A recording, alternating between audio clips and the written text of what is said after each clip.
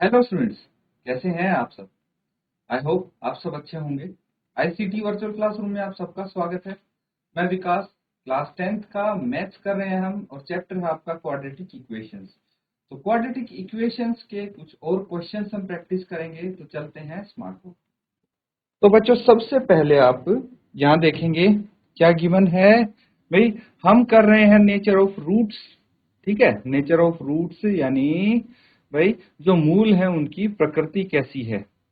ठीक है, ये कैसे चेक करते हैं? डी की हेल्प से। डी यानी डिस्क्रिमिनेंट यानी विविक्त कर। तो अब देखिए, जो हमारा विविक्त विविक्त कर है वो तीन कंडीशन हो सकती हैं उसके साथ। या तो वो जीरो हो सकता है, या जीरो से बड़ा, या जीरो से छोटा। और तीनों ही कंडीशन के लिए आपको अलग अलग नेचर दिया गया है रूट्स का। तो इस तरह से आप नेचर ऑफ रूट्स चेक कर सकते हैं। अब देखिए, इसी के लिए एक अगला सवाल है, इन्हीं चीजों से रिलेटेड इसको करेंगे। क्वेश्चन है, find the values of k for each of the following quadratic equations so that they have two equal roots. तो समझिए, टू इक्वल रूट्स कौन सी कंडीशन में होते हैं। भाई, k की वैल्यू निकालनी है। भाई, कौन सी कंडीशन में टू इक्वल रूट्स होंगे। तो वापस से चेक करेंगे कि टू इक्वल रूट्स कब होंगे। भाई, रियल एंड इक्वल रूट्स तब होते हैं जब d जीरो के इक्वल होता है, यानी d जीरो होना चाहिए, है ना। तभी तो two real and equal roots आएंगे। तो k की वैल्यू आपको इस प्रकार से फाइंड आउट करनी है कि भाई जो ये क्वाड्रेटिक इक्वेशन है इसके two real and equal roots हों। तो इसको क्वेश्चन को नोट डाउन कीजिए। फर्स्ट पार्ट करेंगे सबसे पहले हम, और इसको सॉल्व कीजिए और बताइए k की वैल्यू क्या आएगी आपकी। तो बच्चों, जिसका आंसर आ जाएगा हैंड रेज करेंगे। जैसी रीटा काल, बेटा आपका आंसर आया किसी का? Very good. बताइए क्या वैल्यू आई है आपकी डी की? सर 206। दोबारा बताइए बेटा। 206 two under root under root six plus six. Minus 206।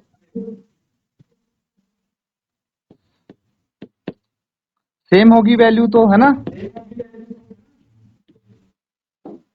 क्योंकि इक्वल रूट्स बोला गया है। चलिए, बहुत अच्छे, वेरी गुड बेटा।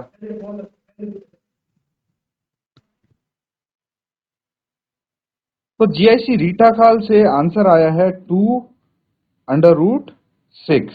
ठीक है, टू अंडर रूट सिक्स आया है। और ये हो सकती है आपकी, क्या बोला आपने, प्लस माइनस, है कि नहीं। तो आपकी वैल्यू आ सकती है,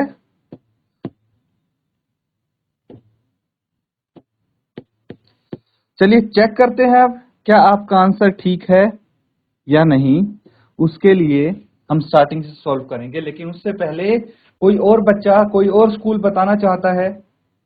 जीआईसी मधकोट, बेटा अगर आप आंसर बताना चाहते हैं, कोई और आज आपका आंसर आया हो तो आप बता सकते हैं। ठीक है, देखिए कैसे सॉल्व करना है। सबसे पहले तो आपको ये देखना है कि दो इक्वल रूट्स हैं। ठीक है, दो समान मूलों के लिए। ठीक है, जो समान मूल होते हैं उनके लिए आपका डी कितना होना चाहिए? जीरो होना चाहिए। तो आप लिख लेंगे for two equal roots roots D is equal to zero. D zero के इक्वल होना चाहिए, है कि नहीं। अब 9 हमारे पास क्वाड्रेटिक इक्वेशन क्या है? 2x² plus k x plus 3 is equal to zero. इसके लिए a कितना होगा? कंपेयर कीजिए जनरल इक्वेशन से, क्या होती है? ax² plus b x plus c is equal to zero. इससे अगर कंपेयर करेंगे तो x² का कोफिशिएंट a है, क्या आ जाएगा? 2 आ जाएगा। b क्या होगा? k होना चाहिए, जो कि x का कोफिशिएंट है, और c क्या होगा? कांस्टेंट है, वो 3 होना चाहिए। ठीक है, तो यहां से आप डी निकालने की कोशिश कीजिए। डिस्क्रिमिनेंट क्या होता है, डी की वैल्यू कैसे फाइंड आउट करेंगे? डी किसके इक्वल होता है? डी होता है बी स्क्वायर माइनस 4ac, है कि नहीं? डिस्क्रिमिनेंट क्या होता है? डी से भी रिप्रेजेंट करते हैं इसको, ये होता है b square minus 4ac। B square minus 4ac होता है, और ये किसके इक्वल आ जाएगा? देखिए, इसको हम वैल्यूज रखेंगे, इसकी वैल्यूज कितनी रखेंगे? ये रख देंगे बच्चों, b कितना है? k है, तो k का स्क्वायर माइनस 4a है 2 और c है 3। k स्क्वायर माइनस 4 से 12 दूनी 24 आ गया। k स्क्वायर कितना आ गया? 24 आ गया है बच्चों। अब देखिए, जो हमारा d है वो कितना होना चाहिए? d 0 होना चाहिए, है कि नहीं? d 0 होना चाहिए, तो हम d को 0 के इक्वल रख देंगे। तो यहां पे आप बोल सकते हैं because d is equal to 0, therefore k square minus 24 is equal to 0। k square minus 24 किसके बराबर आ गया? 0 के इक्वल आ गया है। तो हम k स्क्वायर को किसके इक्वल रखेंगे? 24 को राइट हैंड साइड लेके जाएंगे, तो ये माइनस 24 की बजाय। अब देखिए बच्चों, यहाँ पे हमने क्या किया है, दोबारा से मैं बता देता हूं क्योंकि आपको वीडियो विजिबल नहीं हो रहा था। डिस्क्रिमिनेंट का क्या फॉर्मूला होता है? डी होता है बी स्क्वायर माइनस 4ac, और बी कितना है यहाँ पे? बी हमने निकाल लिया है जो कि के है, बी की वैल्यू के है, रख दी। ए की वैल्यू है 2, वो भी रख दी। सी की वैल्यू भी रख दी, और हमारे पास जो डी है वो आ गया के स्क्वायर माइनस 24। क्योंकि d 0 है, d 0 के इक्वल है, तो फिर k स्क्वायर माइनस 24 0 के इक्वल रख सकते हैं हम। k स्क्वायर कितना आ गया? 24 आ गया। तो k की वैल्यू कितनी आ गई? देखिए, दोनों तरफ वर्गमूल निकाल लीजिए, अंडर रूट कर लीजिए, है ना? तो k स्क्वायर की जगह तो क्या आ जाएगा, और 24 की जगह आ जाएगा अंडर रूट 24। क्योंकि हमने वर्गमूल इसका किया है, इसीलिए प्लस माइनस 24 हो सकता है। ये प्लस माइनस का क्या कॉन्सेप्ट है बच्चों, ये चीज मैं आपको एक बार एक्सप्लेन कर देता हूं, कंफ्यूजन में आप मत रहना। मैं बता देता हूं, देखिए k की वैल्यू मैंने लिखी है प्लस माइनस 24 अंडर रूट, ठीक है, ये लिखी है। अब प्लस माइनस क्यों लिखा? सीधा प्लस ही क्यों लिख दिया? माइनस भी क्यों आया इसमें? इसका रीजन बताता हूं। इसको वापस से स्क्वायर कीजिए, ठीक है, इसको वापस से स्क्वायर करेंगे तो अगर, ठीक है, अगर हमारे पास k है माइनस अंडर रूट 24, तो k स्क्वायर कितना आ जाएगा भाई? माइनस अंडर रूट 24 है, इसका स्क्वायर करके देखिए कितना आ जाएगा? k square is equal to under root, हट जाएगा ये, और ये आ जाएगा 24, ठीक है। और वहीं पे अगर हमारे पास k स्क्वायर, k है प्लस का अंडर रूट 24, प्लस माइनस दोनों की कंडीशन में बता रहा हूं, k माइनस का 24 लिया तो भी k स्क्वायर 24 के बराबर आया है, और यहां पे हम स्क्वायर करेंगे तो भी k स्क्वायर 24 के इक्वल आएगा। तो अगर जो हमारा अंडर रूट है भाई प्लस में है या माइनस में है ये नहीं पता, इसलिए हम दोनों ही साइन यहाँ पे कंसिडर कर लेते हैं, ठीक है बच्चों। तो इसीलिए देखिए, जो k की वैल्यू आएगी वो हमारी कितनी आएगी? k की वैल्यू वो आएगी प्लस या फिर माइनस अंडर रूट 24। अब एक चीज और ध्यान देंगे, 24 को हम क्या लिख सकते हैं? 24 को लिख सकते हैं, इसके फैक्टर्स देखिए, 24 के फैक्टर्स, इसको कर सकते हैं 2 इंटू 2 इंटू 2, कितना आ गया? 8, 8 इंटू 3 24, ये आ जाएगा। 24 के फैक्टर किए हैं बच्चों मैंने, ये 2 इंटू 2 4, 4 इंटू 2 8, 8 इंटू 3 24। अब देखिए कि ये जो 2 है ये रिपीट हो रहा है ना, तो इसकी जगह मैं लिख सकता हूं यहाँ पे 2 का square into 2 into 3 is equal to 24। अब देखिए, और किसी का तो स्क्वायर में लिख नहीं सकता और किसी का वर्ग नहीं लिख सकता, तो 2 इंटू 3 इसको 6 एज इट इज लिख देता हूं, है ना। और जो ये 2 का स्क्वायर है ये अंडर रूट से बाहर आ जाएगा, बाहर क्यों आ जाएगा? क्योंकि इस पे स्क्वायर है, इसका स्क्वायर हट जाएगा और ये अंडर रूट से बाहर आ जाएगा, तो हम लिख सकते हैं 2√6, वो भी प्लस माइनस का। तो ये हमारी k की वैल्यू हो जाएगी बच्चों, नोट डाउन कर लीजिए। अगर k की वैल्यू आती है आपकी प्लस 2√6 या फिर -2√6, तो इस दोनों ही कंडीशन में जो रूट्स होंगे वो इक्वल होंगे। ठीक है, नोट डाउन कर लीजिए, मूल हमारे समान आ जाएंगे। चलिए ठीक है, ये क्वेश्चन हो गया है। तो अगला जो पार्ट सेकंड है उसका आंसर किसी को पता है तो बताइए मुझे। क्या आपका किसी का सेकंड पार्ट का आंसर आया है? और क्या आया है? अगर आपका आंसर आया है तो मुझे बताइए जल्दी से। देखिए, जो पार्ट 2 है, ठीक है, इसको हम क्या कर सकते हैं? यहां पे आपको क्या किया गया है, क्या दिया गया है? kx इंटू एक्स माइनस 2+6 है, यही है। तो यहां पे सबसे पहले तो हम क्या करेंगे, इस ब्रैकेट को ओपन कर लेंगे।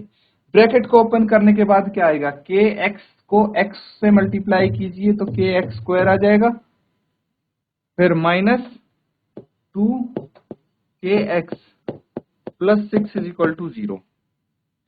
ये आपकी क्वाड्रेटिक इक्वेशन होनी चाहिए। यहाँ पे क्या होनी चाहिए? क्वाड्रेटिक इक्वेशन होनी चाहिए। फिर इससे आपका a b c तीनों आ जाएंगी चीजें। x² का जो कॉफिशिएंट है वहां से a आ जाएगा, x का कॉफिशिएंट माइनस ये आ जाएगा, b आ जाएगा जो कि -2k है, और उसके बाद c है आपका 6। a b c तीनों आ गई। फिर तो देखिए d = 0 होना चाहिए, और डिस्क्रिमिनेंट आपको पता है b² - 4ac। इस तरह से आप कर सकते हैं ये क्वेश्चन। मैंने लगभग ये भी आपका पूरा सॉल्व कर दिया है। तो अब इसको आप होमवर्क में कर लेंगे। फर्स्ट पार्ट और सेकंड पार्ट एक जैसे हो गए हैं बच्चों अब, ठीक है। फर्स्ट पार्ट हमने अच्छे से डिटेल में डिस्कस कर लिया है, सेकंड पार्ट होमवर्क में करेंगे, आप नोट डाउन कर लीजिए। और किसी बच्चे को कोई डाउट है, कोई चीज नहीं समझ में आई है, तो अभी क्या अभी पूछ लीजिए, ठीक है। कल ये मत बोलना कि सर समझ में नहीं आया था इसलिए होमवर्क नहीं किया। होमवर्क जरूर करना है आपको। कोई चीज अगर नहीं समझ में आई है तो अभी हैंड रेज करके पूछ लो आप। सबने कर लिया है नोट डाउन? तो अगला सवाल करेंगे अब, क्वेश्चन नंबर 3। चलिए क्वेश्चन नंबर 3 की तरफ चलते हैं। और यहां पे आपको देखिए क्वेश्चन देखने को मिलेगा। आई थिंक अब सबको विजिबल होगा ये क्वेश्चन।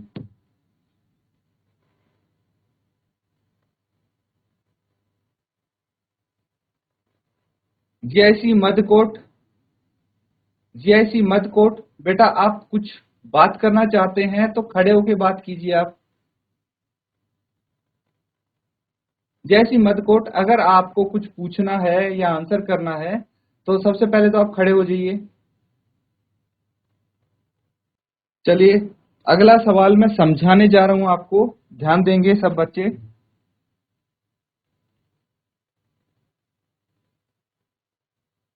देखिए ये सवाल है, is it possible to design a rectangular mango grove whose length is twice its breadth and the area is 800 metre square? If so find its length and breadth. तो हिंदी में भी ये क्वेश्चन मैं आपको बता देता हूं। भाई क्या एक ऐसी आम की बगिया बनाना संभव है जिसकी लंबाई चौड़ाई से दोगुनी हो और उसका क्षेत्रफल 800 मीटर वर्ग हो? समझ गए? भाई आपसे ये पूछा गया है कि क्या एक ऐसी आम की बगिया बनाना संभव है जिसकी चौड़ाई क्या है, जिसकी लंबाई चौड़ाई से दोगुनी हो, whose length is twice its breadth। ये चीज यहाँ पे इंपॉर्टेंट है। एक ऐसी आम की बगिया जिसकी लेंथ यानी लंबाई चौड़ाई से 2 गुनी हो और उसका क्षेत्रफल जो है वो 800 वर्ग मीटर होना चाहिए। तो क्या ये संभव है, पहले तो ये बताएंगे आप। और अगर संभव आपको लगता है कि ये संभव है तो उसकी लंबाई और चौड़ाई, उस बगिया की लंबाई और चौड़ाई आपको बतानी है। क्वेश्चन समझ में आ गया? क्वेश्चन क्लियर है बच्चों आपको? अगर किसी बच्चे को सवाल समझ में नहीं आया है हैंड रेज कीजिए, मैं दोबारा से बता दूंगा। देखिए हिंदी इंग्लिश दोनों में मैंने समझा दिया आपको, और कोई भी चीज इतनी टफ नहीं है इसमें जो आप नहीं समझ पाए। फिर भी अगर कोई डाउट है पूछ लीजिए फटाफट आप। तो बच्चों एक चीज समझना कि सबसे पहले हमें क्वाड्रेटिक इक्वेशन चाहिए इसकी। क्या चाहिए? द्विघात समीकरण चाहिए इसका, तभी हम चेक कर पाएंगे कि क्या ऐसी बगिया बनाना संभव है या नहीं है। उसके लिए जो ये आपका ग्रुप है या फिर गार्डन बोल सकते हैं, ये क्या है? ये होना चाहिए आपका लंबाई और इसकी चौड़ाई आपको माननी पड़ेगी। ठीक है, लंबाई को L मान लेते हैं, चौड़ाई को B मान लेते हैं। L for length, B for breadth, और उसके आगे इसको हम सॉल्व करेंगे। ठीक है बच्चों, तो सबसे पहले तो इसकी लंबाई और चौड़ाई को आप लेट कर लेंगे। चलिए जल्दी से इसको नोट डाउन कीजिए और सॉल्व कीजिए। सबसे पहले आप लिखेंगे let the length of mango. भाई आम की बगिया की लंबाई हमने क्या लेट कर ली? L लेट कर ली है। ठीक है, और then the breadth of mango group. आम की बगिया की चौड़ाई क्या होगी? क्या कोई बच्चा बता सकता है कि अगर आम की बगिया की लंबाई L है तो इसकी चौड़ाई क्या होगी? कोई भी बच्चा अगर आंसर पता है तो माइक लेके बताइए। शाबाश बेटा, पहले आपको अनम्यूट कर देते हैं हम, फिर बताना। ठीक है, अब बताइए, माइक ऑन कर लीजिए प्रॉपरली आप। 12 वेरी गुड। क्या नाम बेटा आपका? पीयूष जोशी। वेरी गुड पीयूष, बैठ जाए बेटा।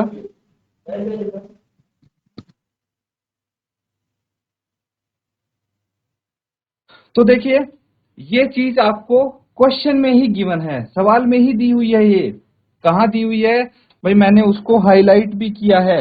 ये देखिए, whose length is twice its breadth. ठीक है, तो जो उसकी लंबाई है वो चौड़ाई के 2 गुना होगी। समझना चीज को। तो अगर हम बात करते हैं इसकी, यहां पे जो लेंथ है इसकी जगह हमें करनी पड़ेगी ब्रेड्थ, है ना? अगर ब्रेड्थ L होगी तभी तो लेंथ 2 गुनी होगी। क्या बोलते हो बच्चों? अगर इसकी ब्रेड्थ को हमने L ले लिया, ब्रेड्थ क्या होती है? चौड़ाई। देखिए थोड़ा है इसको डिटेल में डिस्कस करते हैं, कंफ्यूज नहीं होना बच्चों। लेंथ और ब्रेड्थ में जो लेंथ होती है, लंबाई होती है, वो जो लंबे वाला हिस्सा है, और जो चौड़ाई होती है वो छोटे वाला हिस्सा है, ब्रेड्थ। अब यहां पे बोला गया है कि ये लेंथ है, ये 2 गुनी है ब्रेड्थ से। यही बोले गए हैं, लेंथ से 2 गुनी है ब्रेड्थ। तो हमने क्या किया? ब्रेड्थ को L मान लिया, है ना? अगर लेंथ को L मानेंगे तो ब्रेड्थ हमें क्या माननी पड़ेगी बच्चों? ब्रेड्थ तो आधी माननी पड़ेगी, L/2 होनी चाहिए, ना कि 2L। तो इसीलिए हमें ब्रेड्थ को L मान लेना है तभी, या फिर L नहीं मानना चाहते कोई दिक्कत नहीं। उसमें अगर कंफ्यूजन हो रहा है तो आप X मान लीजिए। ब्रेड्थ X होगी तो लेंथ होगी 2X। अब कंफ्यूजन नहीं होगा, है ना? तो आपको ये चीज समझनी है कि कौन सी चीज किसकी 2 गुनी है। ठीक है, तो यहां से अगर ये चीज पता लग जाती है हमें, तो अब क्या करना है? एरिया हमें गिवन है ना? एरिया ऑफ मैंगो ग्रुप, ये कितना गिवन है? ये है बच्चों 800 मीटर स्क्वायर। तो एरिया निकालते कैसे हैं? किसी भी रेक्टेंगल का एरिया कैसे फाइंड आउट करते हैं, ये करते हैं बच्चों, x into 2x is equal to 800, है ना। हमने क्या किया है, हमने भाई लेंथ और ब्रेड्थ को मल्टीप्लाई कर दिया है। एरिया क्या होता है, area of rectangle, area of rectangle होता है लेंथ इंटू ब्रेड्थ, यही होता है। तो लेंथ इंटू ब्रेड्थ कर दिया, ये आ गया 2x square is equal to 800, 2x square is equal to 800 आ गया। तो यहां से हम x की वैल्यू निकालने की कोशिश करते हैं, ठीक है। क्या आ जाएगा, ये 2x square is equal to 800 है, तो 2x स्क्वायर 800 आ गया, तो x कितना आ जाएगा हमारे पास, x स्क्वायर 800 बटे 2, तो x स्क्वायर कितना आ गया, ये आ गया, देखिए 400 आ गया, 400 को लेफ्ट हैंड साइड ले आइए, तो ये आ जाएगा हमारे पास x square minus 400 is equal to 0। ये आपकी क्वाड्रेटिक इक्वेशन हो जाएगी, है कि नहीं। तो अब हमारे पास क्वाड्रेटिक इक्वेशन आ गई है, ठीक है बच्चों, क्वाड्रेटिक इक्वेशन आ गई है, ये है। तो इस क्वाड्रेटिक इक्वेशन को ध्यान से देखिए, और यहां पे हमें क्या चेक करना है, इसको चेक करना है कि इसमें d की वैल्यू जो डिस्क्रिमिनेंट है वो क्या आएगा, और डिस्क्रिमिनेंट का पता लग गया तो फिर उसके बाद हमें पता लग सकता है कि रूट्स उसके रियल होंगे या फिर कैसे होंगे। तो अगर रियल रूट्स हैं तो उसमें भी इसके डिस्टिंक्ट रूट होने चाहिए। अगर रूट इक्वल आ गए तो वो तो स्क्वायर हो जाएगा, क्योंकि भाई लंबाई चौड़ाई स्क्वायर एक वर्ग की ही तो बराबर होती है। रेक्टेंगल चाहिए तो रेक्टेंगुलर के लिए तो रूट्स डिफरेंट आने चाहिए, मूल उसके अलग अलग आने चाहिए। चलिए इसको यहां तक नोट डाउन कीजिए पहले।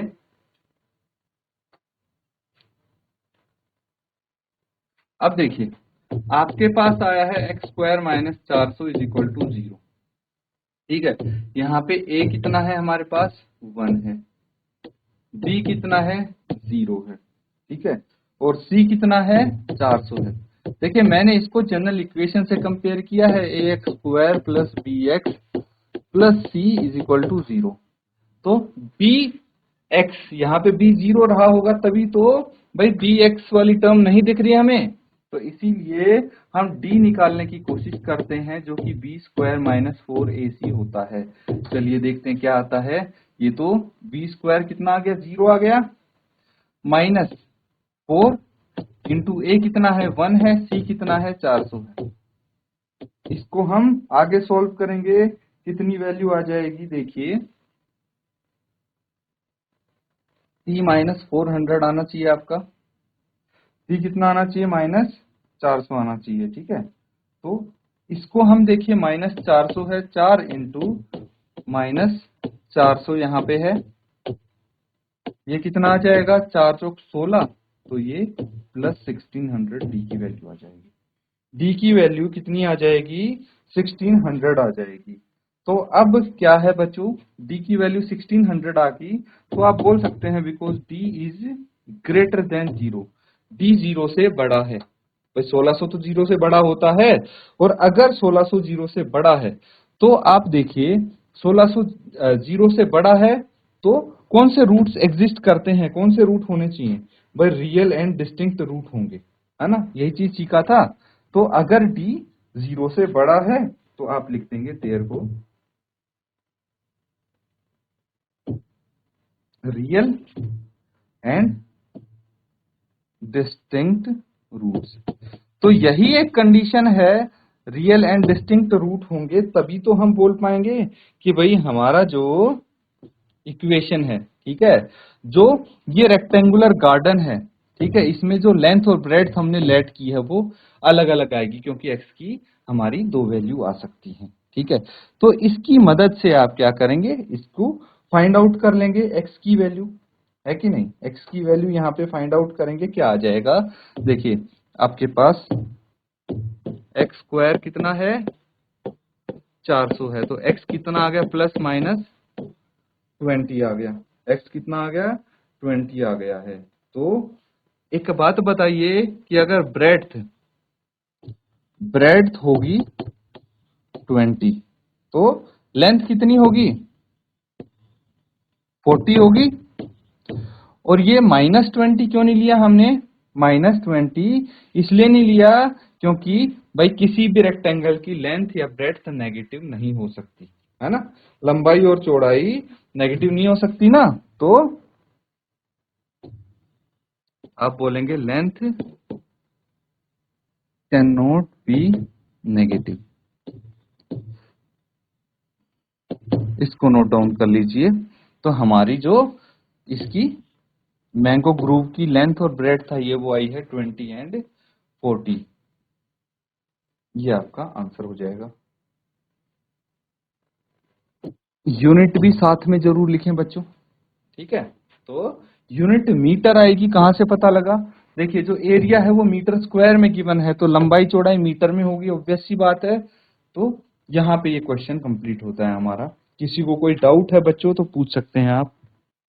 तो बच्चों आज जो हमने क्वेश्चंस किए हैं वो हैं भाई प्योरली आपके जो रूट के नेचर है उससे रिलेटेड है।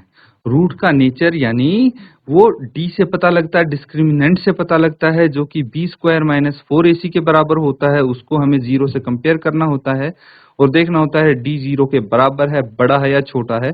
उससे रूट्स का नेचर पता लगता है और वहीं से हमें पता लग जाता है कि क्वाड्रेटिक इक्वेशन को हम सॉल्व कर पाएंगे या नहीं, और उसके जो मूल होते हैं उनकी प्रकृति कैसी होगी।